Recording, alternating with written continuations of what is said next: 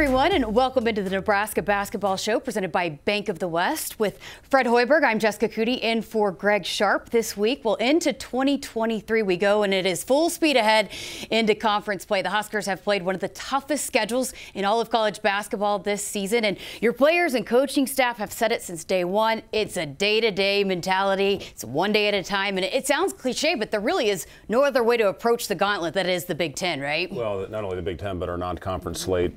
And I'll say this, it really prepared us for what we're about to go through. And it's, I think going into conference play, we have the toughest non-conference schedule of any Power 5 school. So we've been tested on the road, St. John's and with Creighton.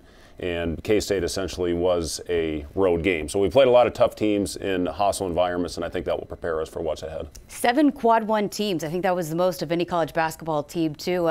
Were you regretting that at any point during the non-conference? Yeah, before every game, yeah. But like I said, I mean, it's what I think the fans want to see.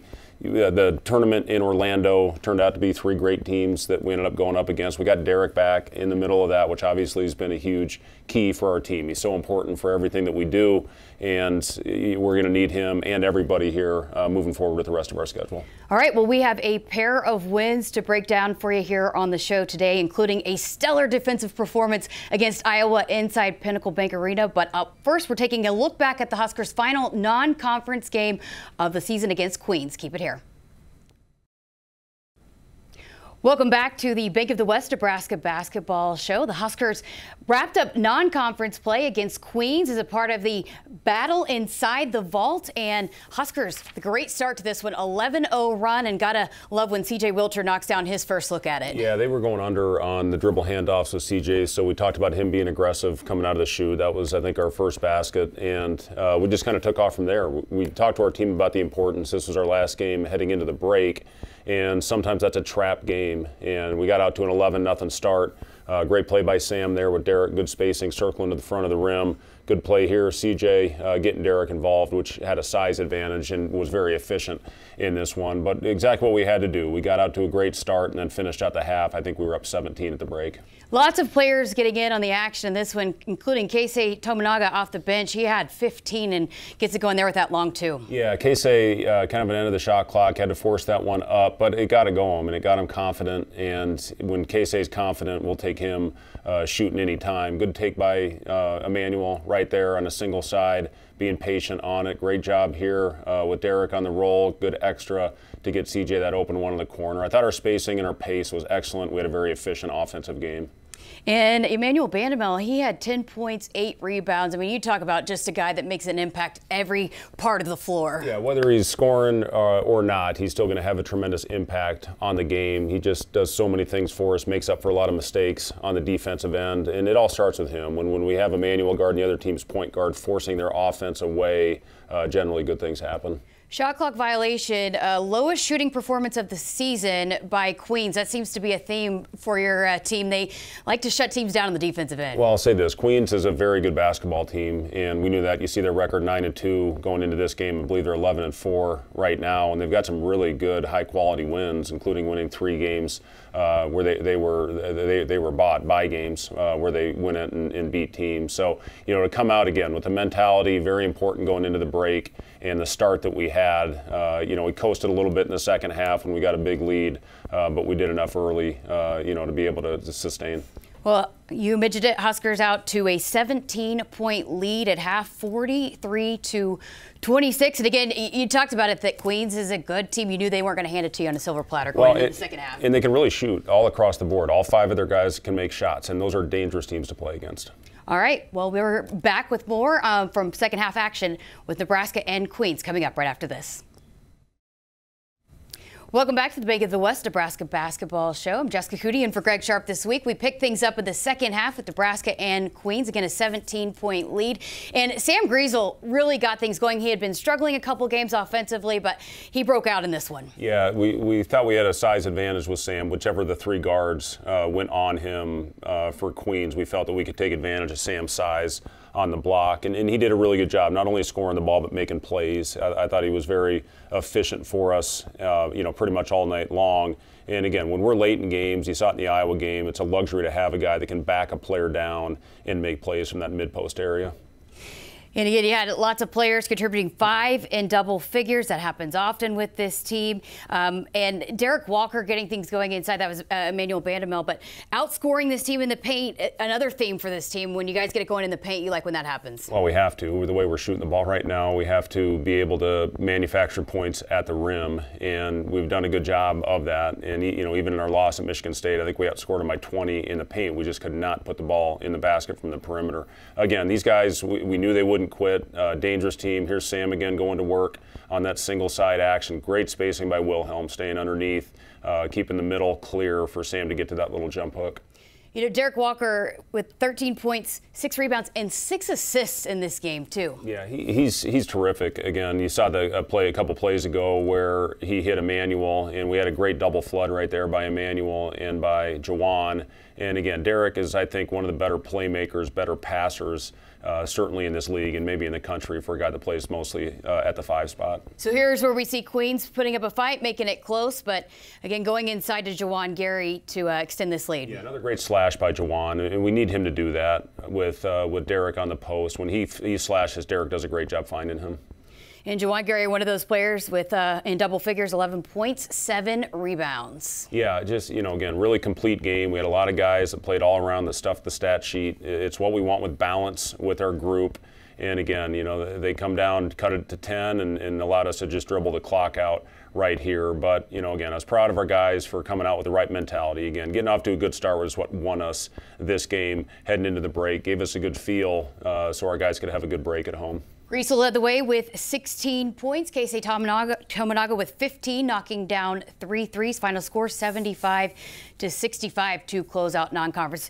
Felt good about closing out the non-conference with this win over Queens? Yeah, it could be a pretty miserable 4 or 5 days when your guys go home if you don't find a way to close out the non-conference schedule like we did, because we knew we had a gauntlet when we came back, starting with Iowa. Yeah, so the Huskers close out 2022 and get back to Big Ten play with an exclamation point, a big one over Iowa and a heck of a defensive performance. We're breaking that one down next.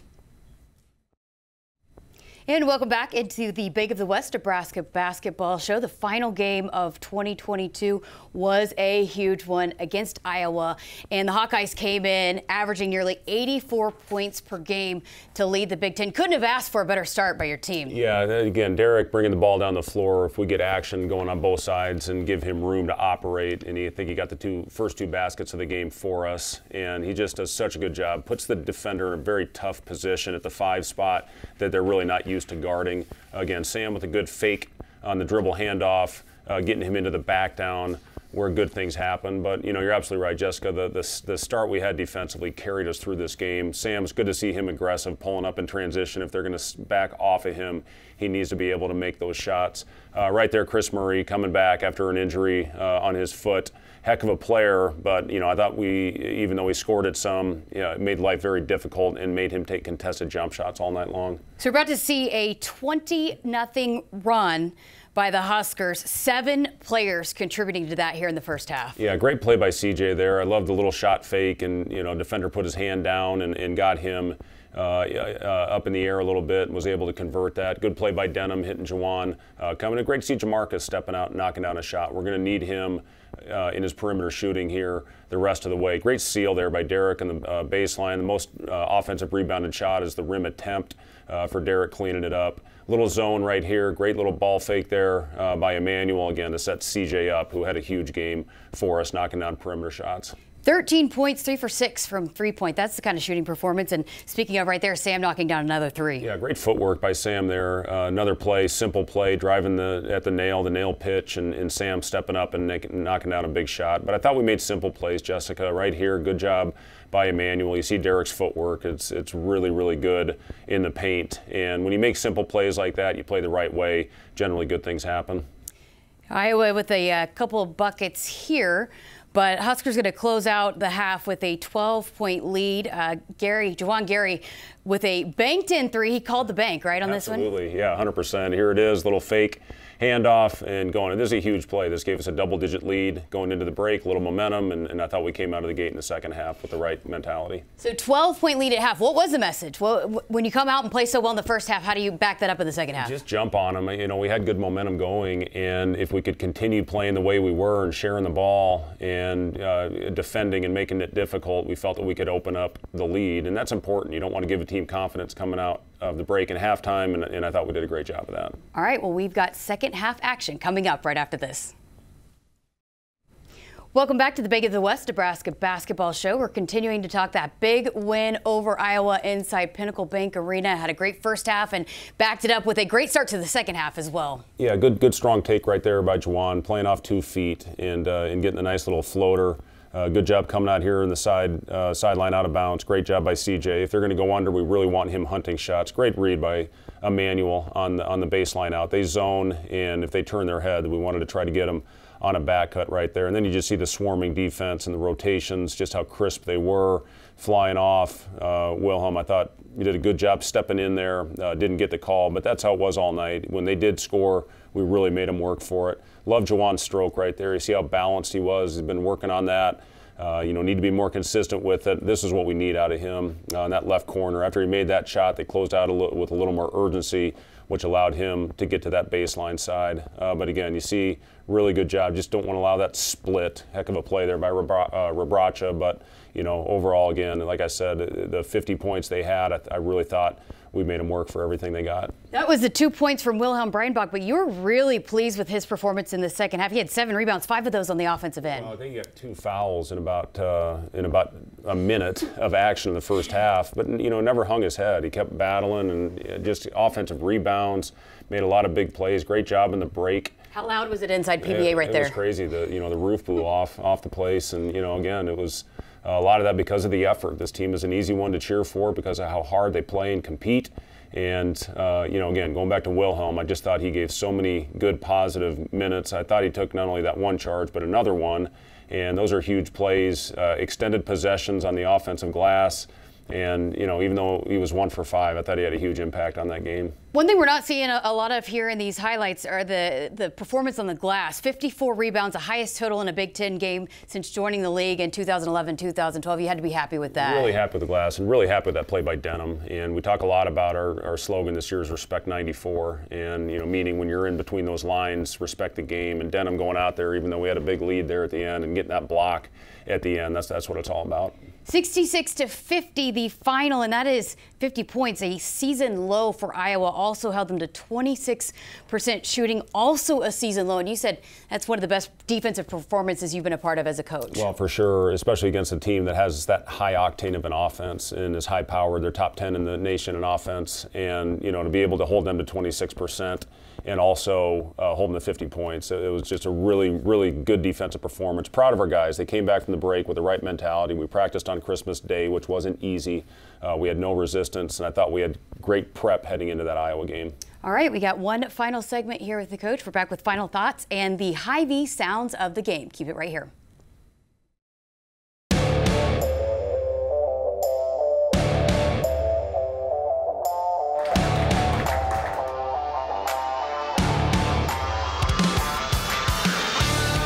Walker coast to coast, puts it up and in.